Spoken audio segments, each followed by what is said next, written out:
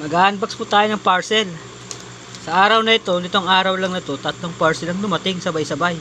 Pero hindi ko naman po ito sabay-sabay na in-order Galing to kay Lazada. Itong isang to, ito po isang grinder na ang brand ay Inco. Nasa Quezon City na ito Tapos napunta pa ng Mikawayan, Bulacan. 3 araw siya doon. Nakarating lang ngayon. Ito naman, isang gabi ko in-order, 2 araw dumating kaagad. Dumating siya ngayon. Ito po ay kutsara. Tsaka itong isa naman ay record call video while unboxing to protect your rights. Priority delivery. Ito po ay isang label bar na Inco. So let us unbox. Let's unbox this parcel. Kutsara and grinder.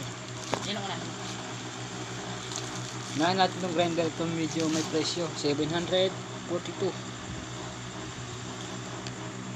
742. Mag-vlog yung camera. Mag-vlog. Basta 742 siya. Mabigat. Napakabigat yata para sa isang grinder.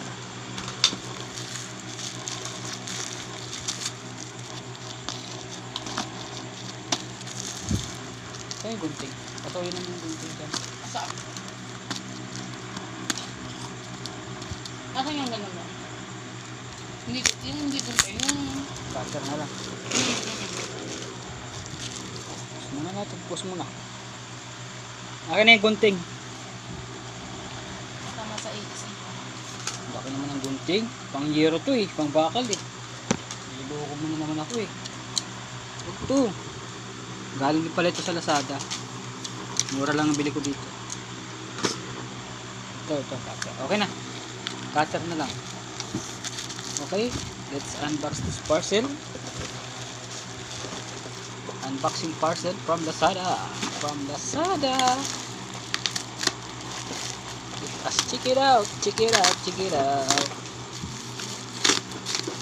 Yo, legit nga. Legit yung karton. Yung laman kaya. Inco ang bumungad sa akin. Inco. Pangalawang ano ko na to. Pangalawang Inco ko na to Isa sira na. Sirang armature.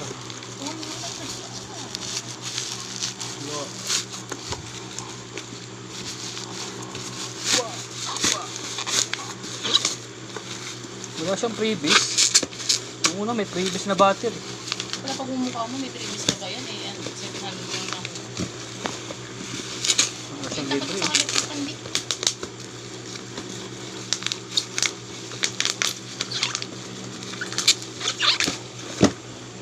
Legit.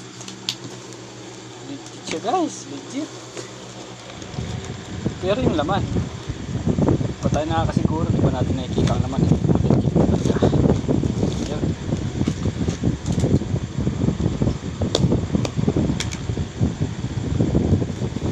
₱100,000 laban o bawi. Wow, may previous. Thank you nga pala sa previous Ang dami ko ng metro. Pwede magtayo ng hardware. Yangjin, China. May gloves pang previous. Wow, napakabuti naman ng naman ito Bumuli na. Tapos ang bukas ng grinder. Saka hawakan niya yung handle. Saka yung grinder mismo. Bakit? 3 taon din tinagal ng itong grinder na ganito. Itong ganito. Inco. Legit siya guys. Okay. Sulit. 200 din ang nag-discount ko rito. Siya sa Lazada Points. Ito namang isa ay napakamura. ₱8 lang. Hindi ko alam kung totoo ito o hindi. Pero nag-try lang ang order. Kasi sa hardware nasa kulang-kulang 200 to. Buksan natin guys. Mabilisan na to. Bakal naman to Hindi naman natin kailangan dahan-dahanan ng bubukas na ito kasi hindi naman siya babasagin. Wow! Puta! Sulit sa ₱8. Branded, Lotus. Ay, Sunrise pala, hindi Lotus. Sunrise. Ang inam. Kaso malaki siya. Parang pata.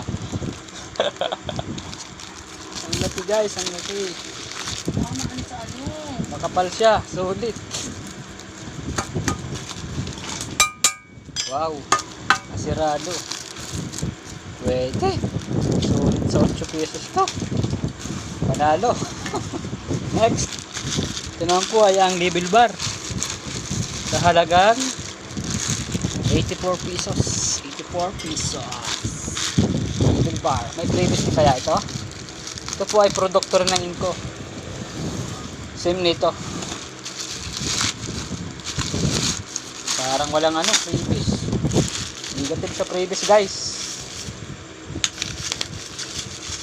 Negative po sa previous. Talagang label bar lang yung lumating. So, silipin natin. Malit lang to. Kasyang kasi bulsa. Kasyang kasi sa bulsa to. Habang ay sa mga akyatan. Siya na ko. Ayos guys. Ang ganda. Malakas ang magnet nito kasi nagkaroon ako nito dati.